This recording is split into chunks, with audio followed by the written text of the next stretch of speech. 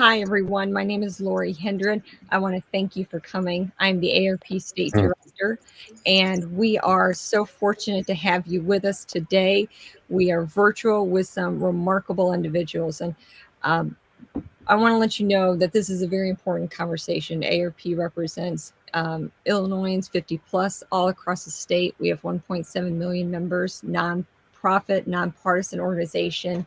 And today's event is really about policy and budget issues and getting to the important information that you need to know from the federal level for what we know is going on, and also to our state and local.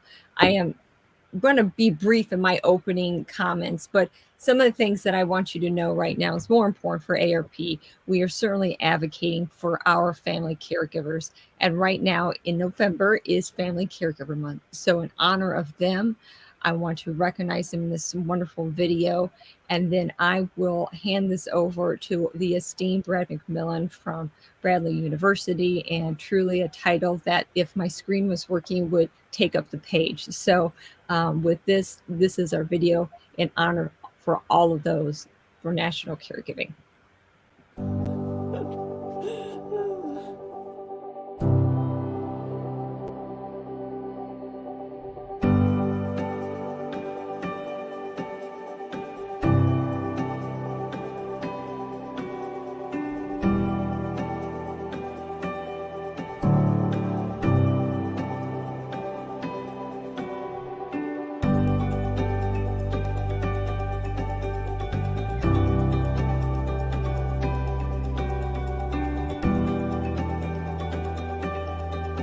I've had very limited contact with my mother for a year now.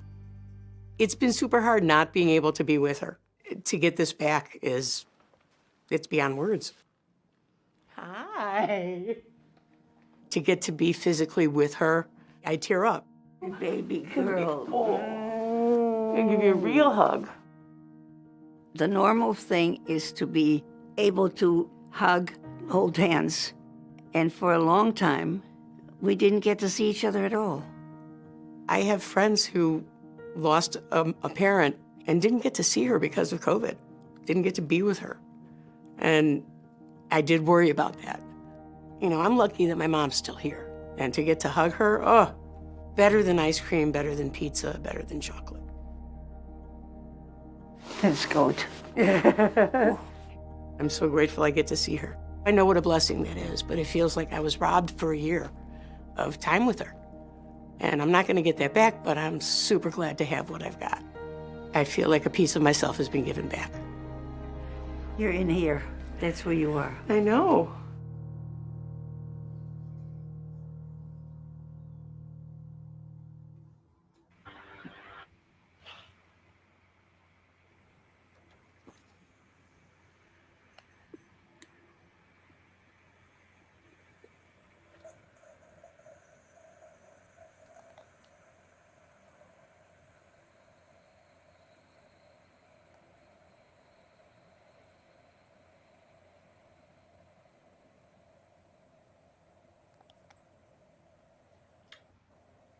Hey, Lori, you're on mute. Oh, well, if it's not virtual.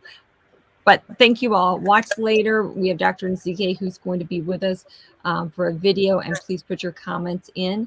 And thank you all. And Brad, it is to you now. Thank you, sir. All right.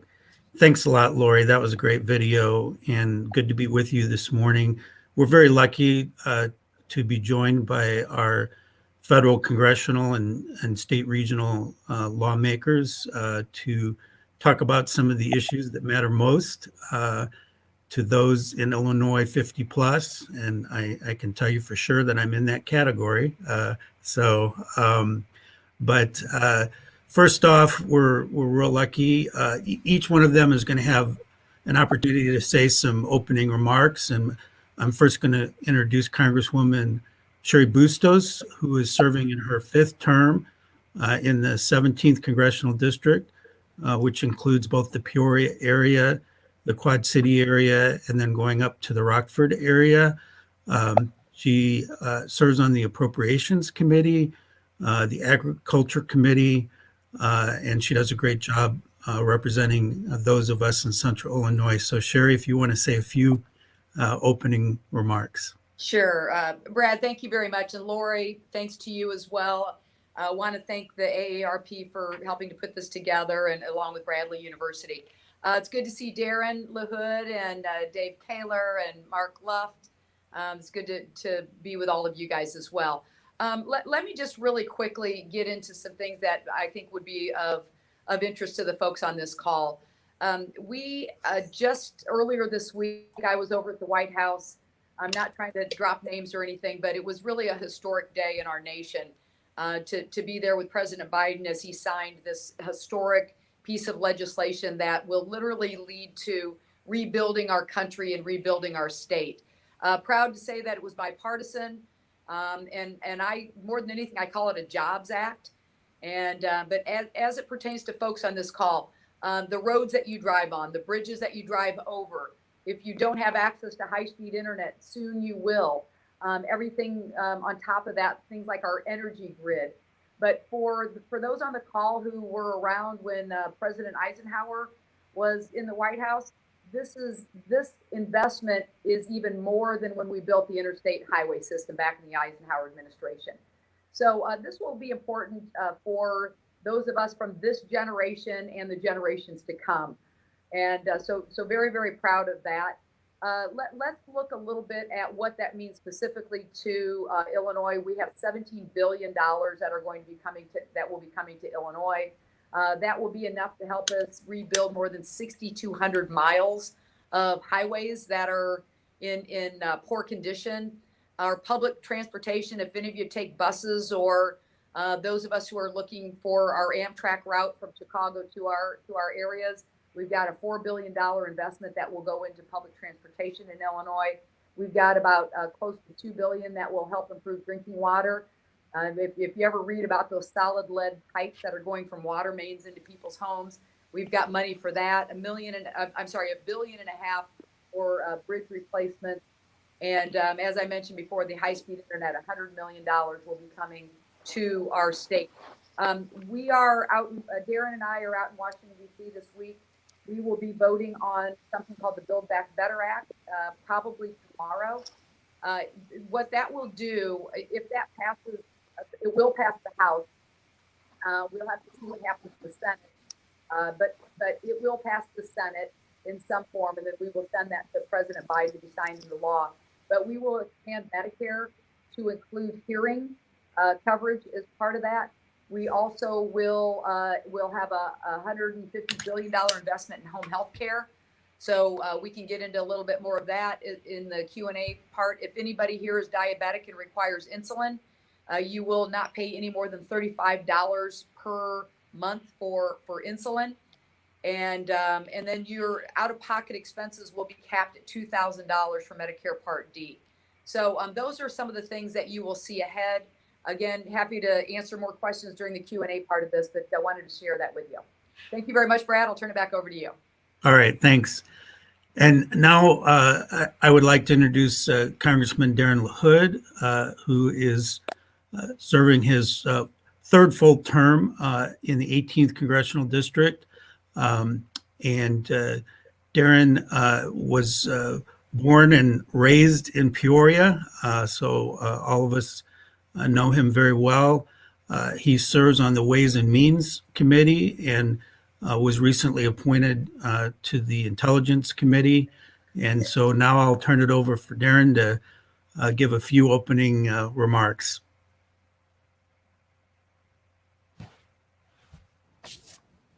Can you hear me all right? Yeah.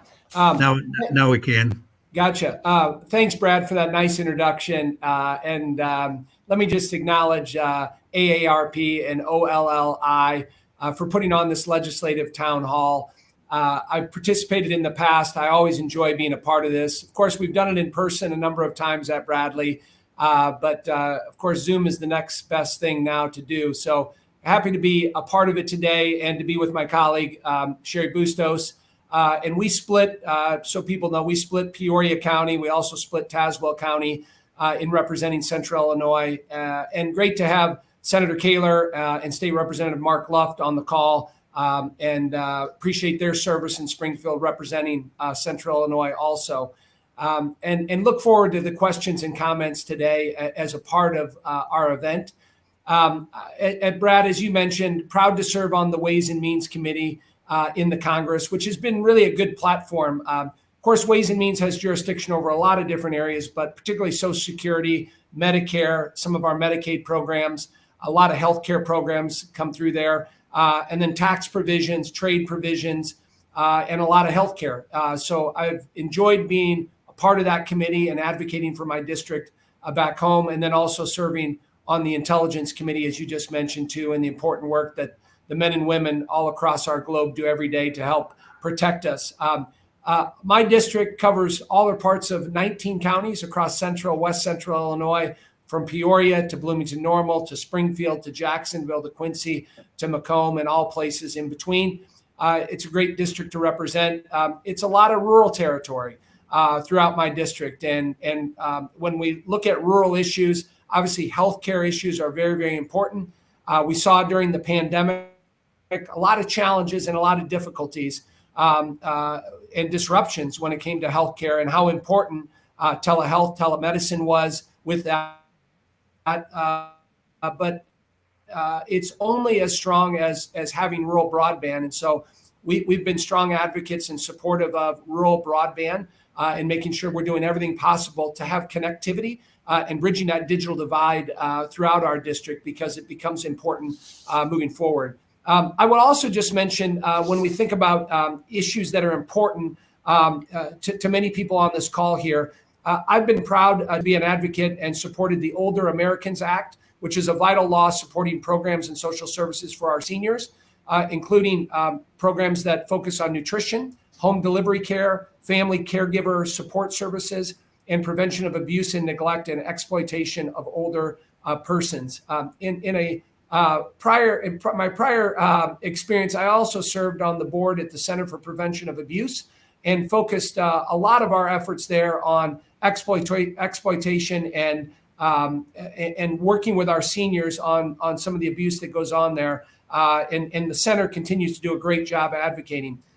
During the federal appropriations process, I have supported funding for the Older Americans Act programs, including Meals on Wheels, the National Institute of Health research funding to support innovation in healthcare and develop new treatments and cures, and support for assistive technology program to help patients access necessary medical devices, including wheelchairs, and geriatrics workforce enforcement program, just to name a few of the programs we've supported. And lastly, I would just say it has been a challenging and disruptive last couple of years with the pandemic. As we come out of that now, obviously I was proud to support all 5 of the different bills we passed last year to address the pandemic. It was important that we came together as a country, both on the economic side and the healthcare side, to do what we needed to do to get the country back on track.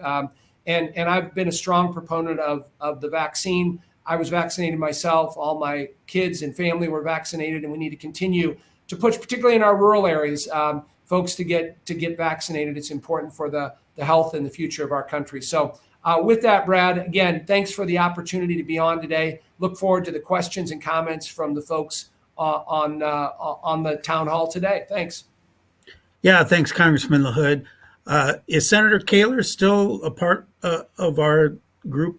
Maybe technology dropped off for a second. So I'll now introduce State Representative Mark Luft. He's a lifelong resident of Pekin. He's served that community so very well over many years, both on the city council, now as mayor, and now as state representative. So Representative Luft, if you'd like to say a few opening remarks to our group today. Thank you, Brad. And thank you to our friends at Bradley, AARP, and OLLI. I want to start off by saying I've been very fortunate coming into this position to get to another level to be able to help in all the areas that have been discussed. And I've also been very blessed to, as mayor, to have been able to have a relationship with Cheri and Darin and Dave before I came into this spot. So I do want to say thank you to them for their kindness and help as I have moved into this position and am growing and will continue to grow. As Cheri said, the Build Back Better and the things that she went through, one of the things that I've noticed in my office, very, very high percentage, and especially the area I represent with broadband with our elderly. I've made arrangements at City Hall to try to help with that. We've utilized our libraries, and my office puts out as much help as we possibly can. But I think that's another very important area. And not only to get the broadband there so they have that access, but to educate on how to use that. Having it and not knowing how to utilize it doesn't bring any worth to it. So I'm very anxious to hear the questions. I hope that I can give the answers people are looking for. But most of all, I appreciate being here because of the education that I will walk away with as well, listening and learning from all of you, the audience, and the good representation that we have on here. So thank you very much for inviting me. I feel very privileged to be here. Thank you, Representative Luft, and good to have you back, Senator Koehler. We missed you there for a few minutes, but anyway, now it's my honor to introduce Senator Koehler, who's represented the 46th Senate District with distinction since 2006. He's the Assistant Majority Leader, which is a very important leadership position in Springfield. So we'll let Senator Koehler give a few opening remarks to our group this morning. Thank you, Brad. And I'll try to stay on. I keep getting kicked off, but hi to all my friends.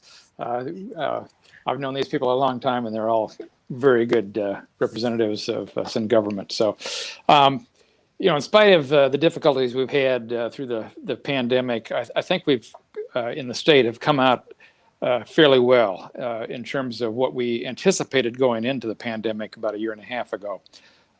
We've got a balanced budget. We see that our comptroller has said that we are now on a normal cycle of about 30 days to 45 days back bills, which is a long way from where we were a couple of years ago when we had our 2-year budget impasse. Our credit rating is up. We're starting to see that all the credit agencies have given Illinois some good marks, very positive marks. We see job creation, and we'll see more of that as the federal infrastructure bill, and thank you, Congresswoman Bustos, for that. That's going to be such an important shot in the arm for just our infrastructure, but mostly for jobs. And I read Senator Durbin's comments this morning about how we really need to use this opportunity to promote more diversity within our workforce. And that's exactly what we've done in the state of Illinois. Every piece of legislation, whether it's the capital bill or whether it's gaming legislation or whether it's the recent energy bill, we have as part of that a component that says we're going to create economic, racial, and social equity. In other words, people who go to work in Illinois need to reflect our population makeup. And we're serious about that. And I'm very proud of the fact that we have highlighted that as an intention that we intend to carry out.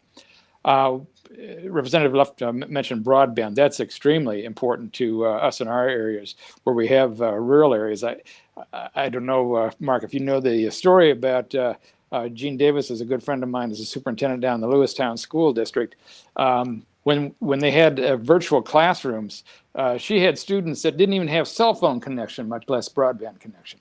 And so we really saw that disparities were exacerbated, whether it was healthcare, whether it was technology, and we have to overcome that.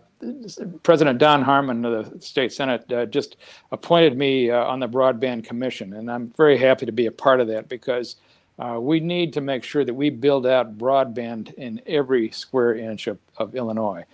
We have to do that for the future. Telehealth depends on that, and we are seeing a tremendous expansion right now in telehealth. Our education system depends on it. We know that. All aspects of our life now depend upon having good internet connection. I'll just say this, that I think Illinois is poised to do well coming out of this pandemic. We're going to see job growth. We couple the federal infrastructure bill along with the state capital bill that we did a couple of years ago. We're going to have a lot of people working and investing and making sure that Illinois is a better place to work and to do business. So with that, Brad, thank you very much. Thanks, Senator Koehler. And I just want to, again, welcome everyone that's participating in today's live town hall meeting. And we would like you to post any questions or comments that you have in the Facebook or YouTube feed. And then we'll try to get as many of your questions answered as we move through the town hall meeting. I do want to start off asking our congressional members, and we'll start off with Congresswoman Bustos and then Congressman LaHood about the issue of family caregiving. AARP says that on average, the expenses for those giving care to their elderly relatives is over $7,000 per year. And that there are nearly 1.5 million family caregivers in Illinois. And AARP has introduced a bill in Congress, the Credit for Caring Act. I guess it's HR 3321, which would provide up to a $5,000 family tax credit for those who are giving care to their family members. So I'd like both of you, starting with Congressman Bustos, to talk about this issue, whether you are familiar with the legislation and what's your position. Sure. Thanks a lot, Brad. Yeah, actually, I'm already a co-sponsor of it, and glad to be a co-sponsor of it. We have personal experience with this in my own family. My mom is in Springfield, Illinois. My sister just had to move my mom next door to her so she could help out with her. Thank God my sister's retired and can help out. But anytime she travels, like literally, we've got to have a backup plan to the backup plan to the backup plan. So, I think that supporting programs like the National Family Caregiver Support Program that provides grants to states that are used for different types of support to help family caregivers provide that care for older adults in their homes is something that's really important. States are able to use this money to provide things like counseling, the organizations for support groups, caregiver training, and things like that. So one thing to add on top of that, Brad, the Build Back Better Act, which again, we'll be voting on that likely tomorrow. I support it. And one of the reasons I support it is because we will have $150 million nationwide for important programs like this caregiver program. Thank you very much. Congressman LaHood. Well, Brad, thanks for the question. And as Lori had mentioned earlier in her comments, this is National Caregivers Month. And earlier this week, actually on the House floor, I gave a speech talking about how important it is to support our caregivers. And similar to Congresswoman Bustos, I think we've all had family experiences with seniors and older people that where we've had to rely on caregivers and how important that is. I'll just mention, Brad, so it's vitally important for many of my constituents. In the Ways and Means Committee right now, I currently support two different bills. One is HR 2517, which is the Comprehensive Care for Alzheimer's Act. And then secondly, HR 3354, which is the Change Act. Both of these bills include resources for family caregiver education, training, and emotional and mental health support services. And I believe are important when we look at the caregiver support that they're needed. In addition, and I know AARP has supported it, the RAISE Family Caregivers Act, which is now law. I was supportive of that, which will help develop a national family caregiving strategy and support assessment and other service planning for patients and families. So this is an area, as we have a aging population, we're going to continue to have support for caregivers. So the specific legislation that you mentioned, Brad, I'm happy to take a look at it and consider going on as a co-sponsor. It is not in my committee of jurisdiction, but as I've said with these other bills that I've sponsored that have been supportive of different caregivers and how we can find the resources to help them, I look forward to looking at that and taking it under consideration. So thank you. Yeah, thanks, Congressman LaHood. And I'm sure AARP would love for you to give that piece of legislation a close look. So now turning to the state side, there's some similar legislation in the Illinois General Assembly where AARP has endorsed a family caregiver income tax credit. It's House Bill 2974 that would give up to a $1,500 tax credit for family givers in Illinois. So Senator Koehler and Representative Luft, your views on this issue and this legislation. Senator Koehler.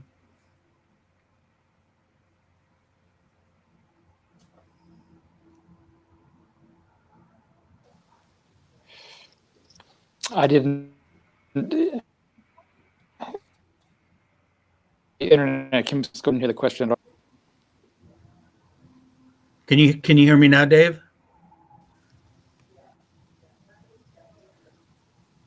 Let's switch to Representative Luft for a second, and then we'll go back to Senator Koehler.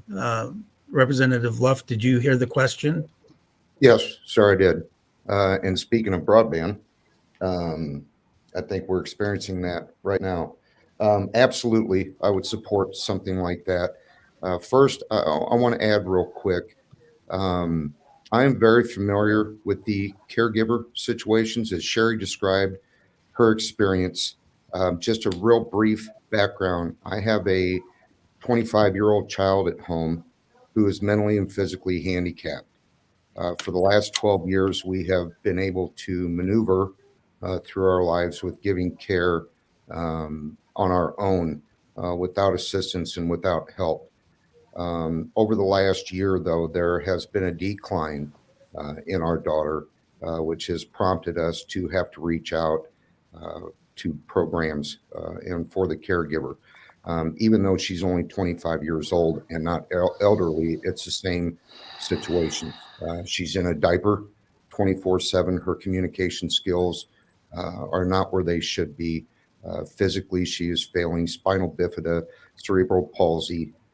So I have a very clear emotional attachment to the caregiver situation.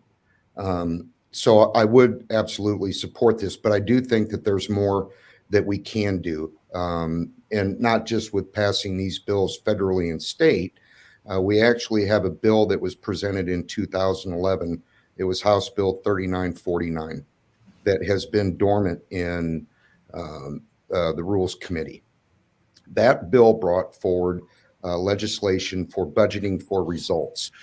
These programs are very important to these people, and they need to reach as many people as possible. But the key to that is a successful program. It's a win to get a program going, but the success is that the program is successful. And we need to really take a look at these programs as they move along. And we need to stop pumping funds into programs that are not successful and allocate those funds into programs that are, so that that successful program can continue to help people and expand that help. So other than tax credits, which is good and much needed, I think that there are still other areas that we should be pushing for and working on to put the whole package together. So I think going back and looking at this, and Senator Koehler may know which one I'm talking about, but we really need to keep an eye on these programs and make sure that the successful ones are being funded properly and that we're not wasting money on programs that are not helping people, so we can redivert those funds into successful programs. Thank you, Representative Luft. Yes, I think Senator I'm back Koehler? on now, Brad. Yes, I absolutely agree with that, Mark, and ditto to all that you said.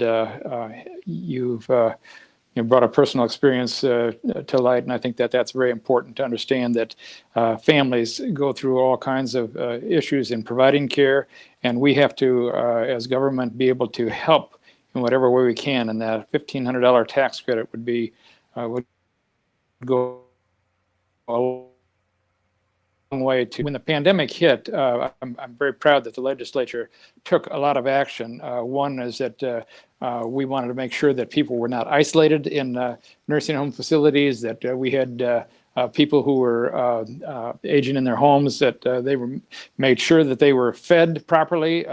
We wanted to expand the scope of adult protective services. A lot of things that we had to react to an unusual situation of a pandemic. But again, I go back to what I said at the opening. This pandemic has exposed us in terms of where there have been disparities in our systems. They have really compounded those.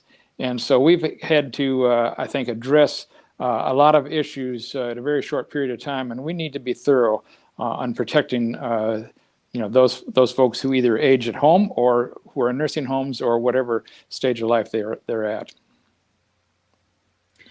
Yeah, and you just touched upon it, Senator Koehler. So we're going to shift gears a little bit in that, one of the issues that's very important to our seniors in Illinois is nursing home care. And unfortunately, in Illinois, we struggle with not only staffing of nursing homes, but the quality of care in our nursing home care facilities. And in particular, people of color seem to have the most negative outcomes. So we'll start with our state legislators this time and then shift to our federal. But when it comes to nursing home care, what are some of your thoughts, and what are you back on? What are some of the things you think we could do better? Senator Koehler, did you hear that?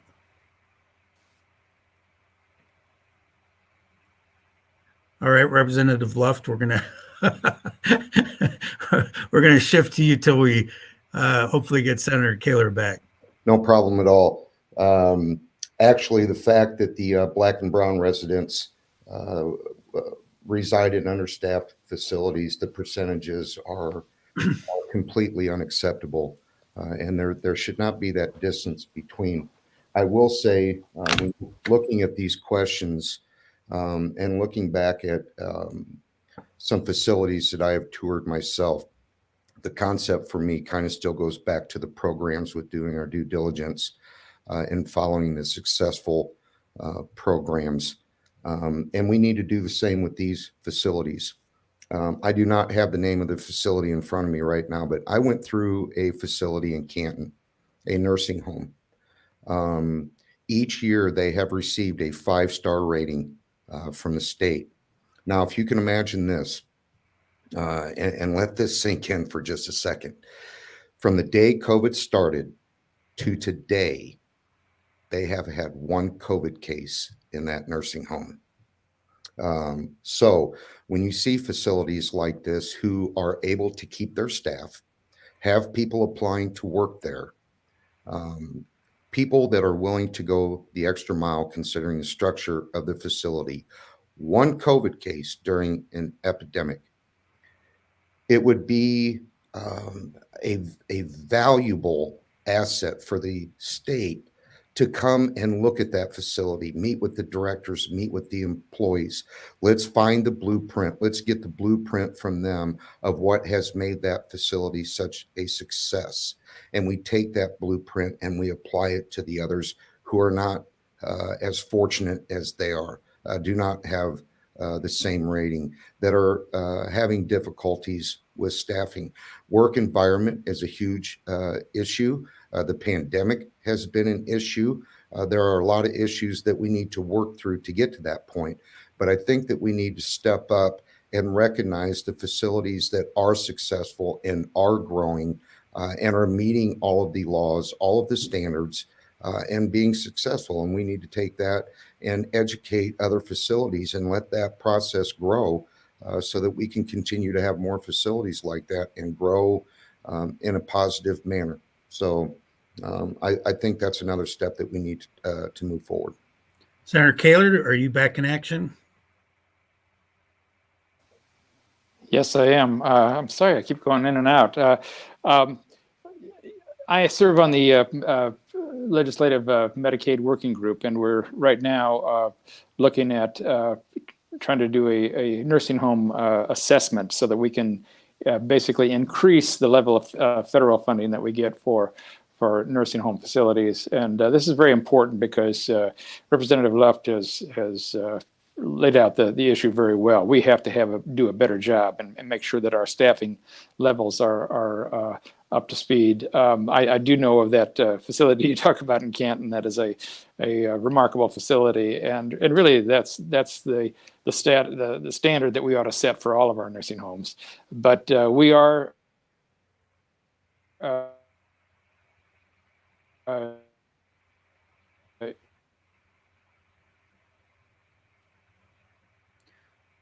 All right. I think, Congressman LaHood, I think we're going to shift to you. I think we lost Senator Koehler for a little bit there. So,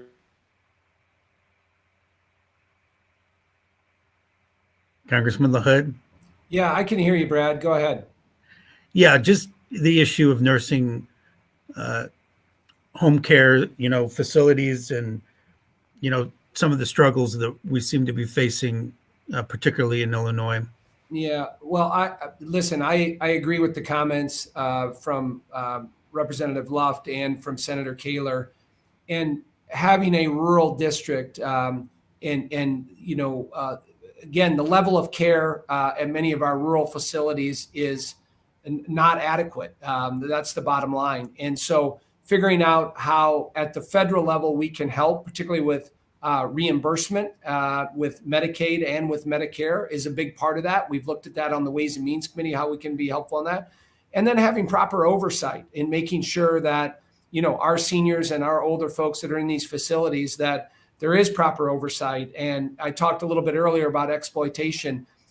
As a former state and federal prosecutor, I was involved in the prosecution of people that were involved in criminal activity at a number of nursing homes. And that's an important part of this, and making sure that type of behavior that goes on a limited basis, but that type of behavior is properly prosecuted and that there's a deterrence towards that. But you got to have good oversight on that. That's vitally important. And you have to have, again, resources. Most of the resources are on the state level, but the federal government, in terms of reimbursement, can play a role in that. And we need to continue to look at that. Again, what worries me, Brad, is we look at an aging population and how these nursing homes and memory care units and others are going to continue to fill up. We got to make sure that we're doing everything possible to protect the men and women throughout rural America and making sure we're doing everything possible to help them and their families. Thanks, Congressman LaHood. Congresswoman Bustos? A couple things. Another reason I will be voting for the Build Back Better Act tomorrow is we have about $415 million for worker training for folks who work in nursing homes. We've got to take a look at what people who are caring for our loved ones are being paid. And if you're making less working at a nursing home than you are working at the Arby's, we got a problem.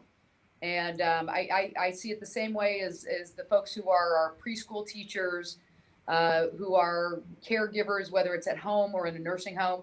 They should be paid what they to the level of their work. And these are hard jobs, and we've got to reward that. So I think this grant program, the worker grant program, the training program is something that will be part of the equation there. Thank you, Congresswoman. Now I'm going to turn it back to Lori. She has some questions from the audience, one in particular video from somebody most of us know very well, Mary Patton. So, Lori, if you want to roll that video and the question. I'm Mary Patton, and I'm a longtime AARP member from Peoria. I also am a woman who has for many years, over 40, been a type 2 diabetic. But I was thrilled recently to hear about the negotiations with the new prescription drug deal. And finally, they would allow Medicare to negotiate. Also, they would prevent prices from rising faster than inflation, and they would create a hard out-of-pocket cap on Part D. So with my background, I'm sure that all of these new points in the negotiations would be much of a benefit to me. I urge the congresspersons, I urge you to support this hard-fought compromise and to reject any efforts to weaken the deal. Thank you. All right, we'll let Congresswoman Bustos respond to Mary first, and then Congressman LaHood. Okay. All right. Thanks a lot, Mary. And very good question. You know, we've been working on this for a very long time to allow Medicare to have the not just the ability, but the legal parameters to negotiate drug prices. And for the life of me, how something like that becomes partisan is just incredibly frustrating. You know, I think it's a common sense proposal in a way that we can bring down the cost of drugs for seniors. I'm sorry to keep getting back to this Build Back Better Act, but the reason I keep coming back to it is because we're going to be voting on this tomorrow. And I really want to shore up why I am so supportive of a piece of legislation that's going to address so many of society's ailments. So in the Build Back Better Act, there are a number of provisions that will lower the cost of prescription drugs. So number one, it will allow Medicare to be able to negotiate the prices on a number of drugs. And that will be, they'll look at drugs each year. There will be a number that can be negotiated. It will require drug manufacturers to pay a rebate to the federal government if they raise the drug prices faster than inflation. It will require insurers to charge no more than $35 for insulin. That's what I talked with you about when I was just introducing myself. And a couple other things. The Build Back Better Act will also add a provision that no more than $2,000 will come out of your pocket for Medicare Part D. And that begins for beneficiaries as of 2024. So basically, this bill will be able to help seniors afford prescription drugs that they need in order to stay healthy, to stay active. So we think that's incredibly important. We'll bring down the cost of prescription drugs. We'll cap out-of-pocket expenses. We'll make insulin more affordable. So all of that. That's why this bill is so important. That's why I'm supportive of it. Thank you. Congressman LaHood? Mary, I always enjoy seeing you, and thanks for your advocacy. You know, on the issue that you raised there, I mean, this has obviously been a hot topic in Congress over the 6 years that I've been here, and there's been disagreement. I would say what people don't disagree with is the high cost of prescription drugs and what is the policy solution in doing that. And we've had a debate about this back and forth.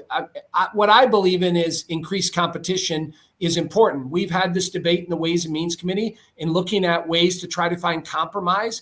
Obviously, responsible healthcare reforms, are a part of that. And how do we lower prescription drugs for our seniors has to be the solution there. But what worries me is when you have the government involved and dictating how those things are done. I frankly don't think the federal government being involved with things is the most efficient, effective, and accountable way to do things.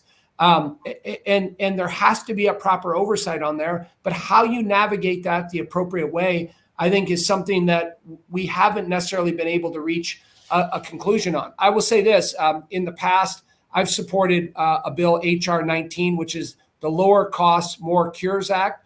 And this bill includes policies that will help support new cures and innovation. It caps the cost of insulin for seniors in the Medicare Part D program, empowers patients with more drug transparency, and removes price uncertainty at the pharmacy, and also cuts the cost of cancer treatment in Medicare. So I think that's the type of responsible legislation we ought to look at.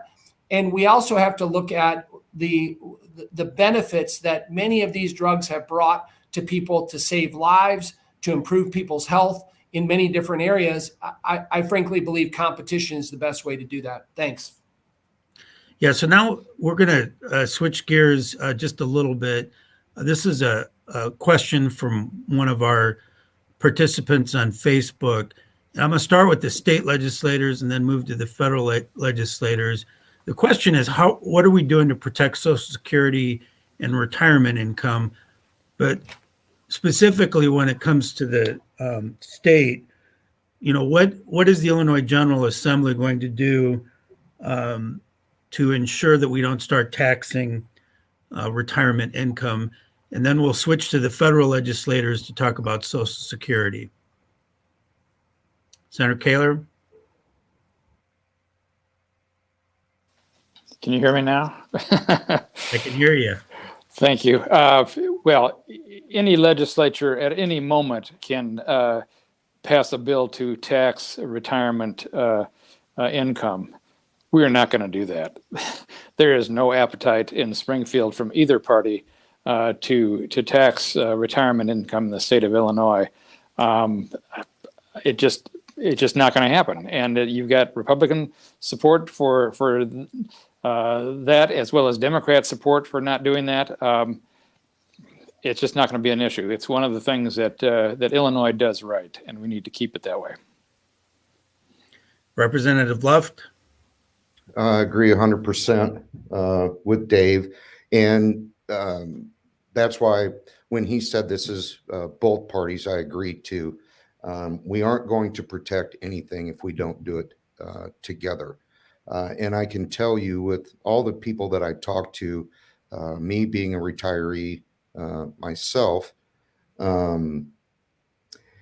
if the state of Illinois ever decides to take the step forward to tax our pensions, we will put ourselves in a position, and I hate to be blunt, but it's the truth. We will put ourselves in a position where you will see tumbleweeds blown across Illinois. We cannot afford to do that at any time. So I agree with Dave 100%. And I feel confident that both parties feel the same way, that is not a territory to go to. All right, now let's shift on the federal side to the all-important topic of Social Security and making sure that it's in place for someone like me, who's not that many years off from retiring. So, Congresswoman Bustos. Well, let me start with the really, really good news that I think most of the folks on this will really be excited to know that the Social Security benefits will go up 5.9% starting in 2022. So pretty darn good. And, if you looked at some, I know many of the seniors on this call will, because I get the question a lot, is like, why aren't we getting more benefits? Why are our benefits going up so slowly, if at all? So next year, starting 2022, you'll see a 5.9% increase. I'm a co-sponsor of a bill that looks at Social Security in a very, very comprehensive way.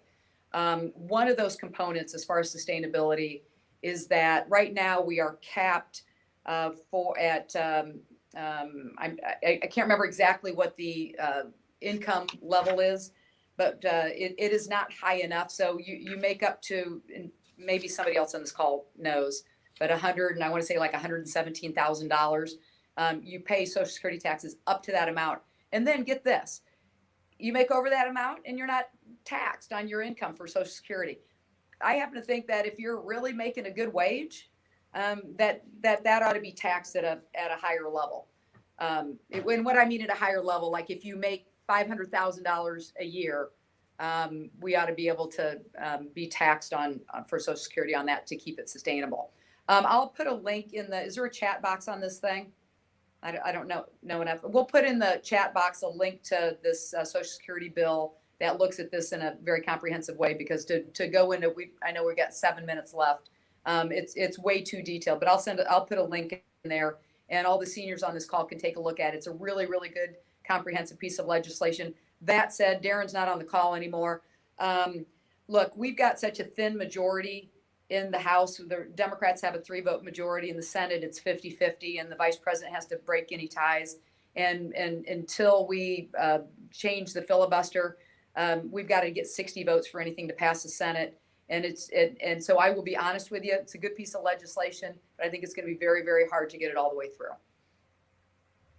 Thanks. Yeah, and I do think Congressman LaHood had to run to something else. So appreciate those responses. We have one more question. I'm not honestly familiar with this, but maybe one of you will be. There's a Facebook question on how will PACE, P-A-C-E, how will the PACE program roll out in the Peoria area? Are you guys familiar with that? No. Does it say what PACE stands for? It doesn't. Okay. Lori, can you help with that? I would be honored to. So PACE is a program that's through the federal, and Illinois actually applied for that, and that will offer various services for seniors, especially in Chicago, Central Illinois, and various regions, to help them live and age independently of their home and community home and community. And so that is an initiative that just went through with authorization through, I believe, the BIM.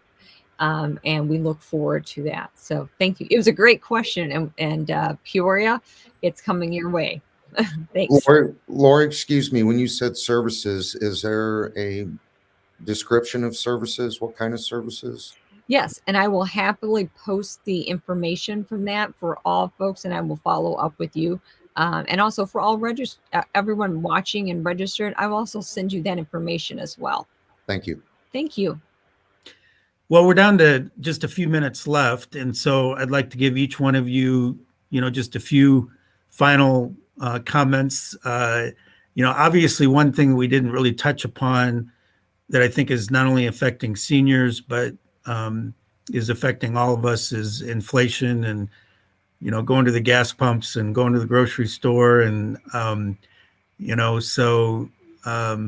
and the supply chain thing we didn't get to as well. So anyway, any final comments that you guys would like to make? Greatly appreciate all of your participation today. So I'll let Congresswoman Bustos go first, and then we'll go to Senator Koehler and then Representative Luft. All right. Thank you, Brad. Let me just say thanks to Lori, to Brad, AARP, Darin, LaHood, my colleague out here in Washington, Dave Koehler, my good friend, and Representative Luft, who, by the way, I worked with his father back in the 1980s in Springfield, Illinois. So the Luft family and my family go back a lot of years. And let me thank all of the people who came on and asked your questions. Look, Representative Luft and Senator Koehler and my job are all to make sure that we serve you. You are our bosses. We report to you, and we want to make sure that we're doing right by you.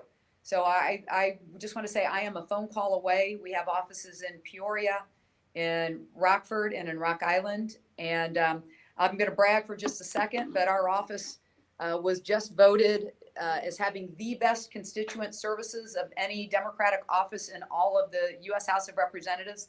That's 222 offices altogether. So very, very proud of that. So if you call us, we'll get back to you. We're here to help. And thanks again for taking part in this. And I wish we could have seen everybody, wish we could have been in person, but I guess this is the next best thing during COVID. Thanks, everybody.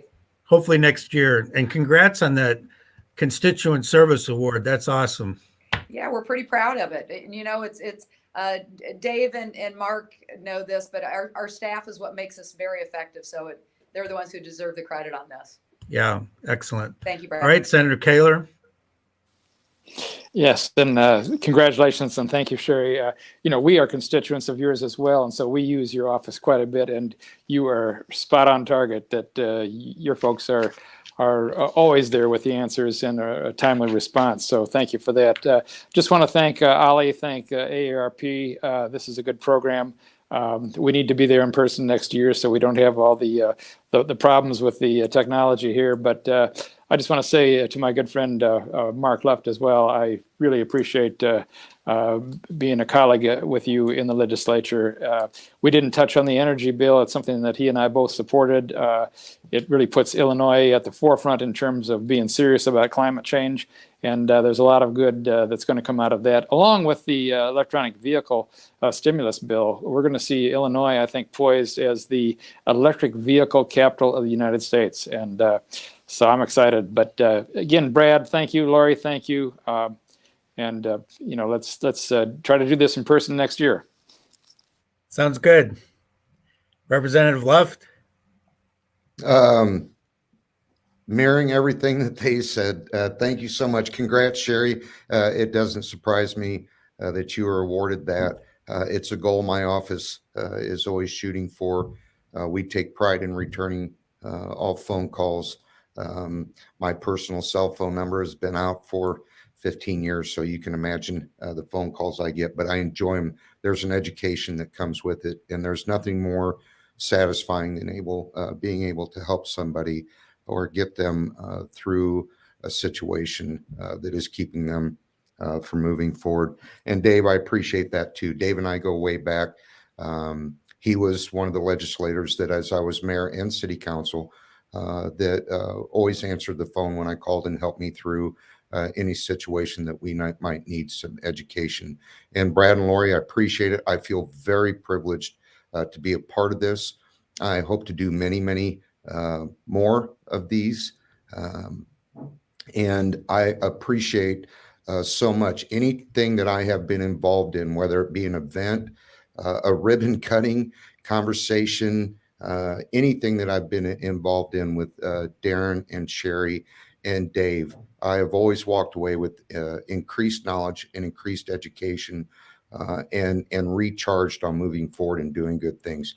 They're very good people to be around, and they're very good leadership to be around. So I appreciate them too. So thank you so much to everybody out there.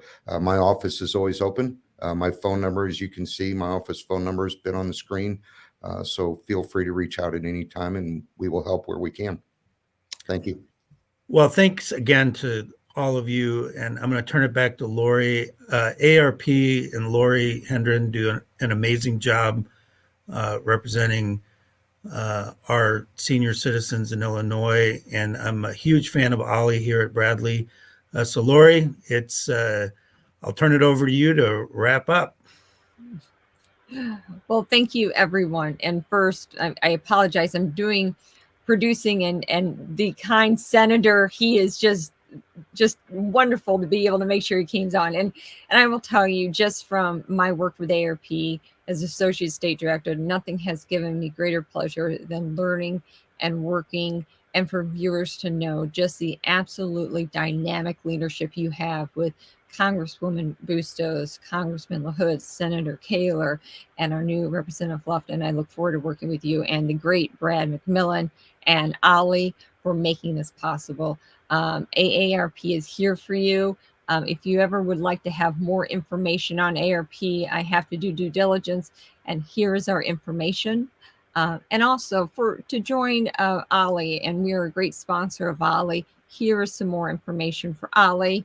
And real quick, here's our information for anything AARP Illinois can do for you in the legislative office. So if we have not gotten to your questions, we thank you. We have had a tremendous amount of conversation and dialogue, and most important, things that are happening now in DC that truly impacts the lives of our aging population. Prescription drugs, taking care of family caregivers, infrastructure.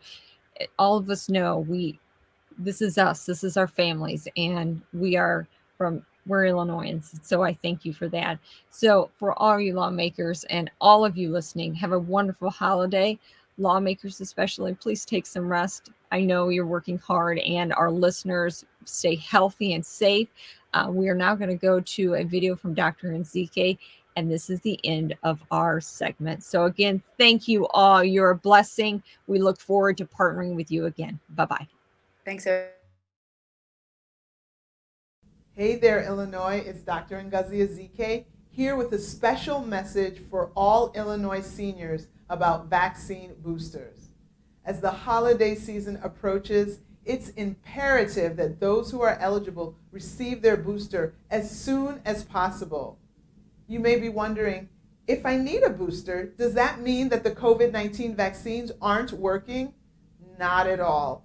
Vaccines continue to work well to help prevent the spread of severe illness, hospitalization, and death caused by COVID-19, including the Delta variant. If you received a Moderna or Pfizer vaccine and you're 65 or older, you're eligible to get a booster 6 months after your second dose. If you received a Johnson & Johnson vaccine and you're 65 or older, you can receive a booster shot 2 months after your initial dose. When it comes to choosing which booster shot you will take, the CDC advises that the same vaccine that was used for your primary regimen be used for the booster. But you do have the option, the choice, to mix and match boosters with a single dose of any of the authorized vaccine boosters. Remember that mixing and matching vaccines may be considered for the booster dose only. Boosters are free, and you can receive them at your local pharmacy, from your primary care physician, and many other sites across Illinois. As you prepare to gather with your family, your grandchildren, other loved ones, take every precaution to protect the younger children who are not yet eligible for vaccination. Let's all work together so we can have a safe and healthy holiday season.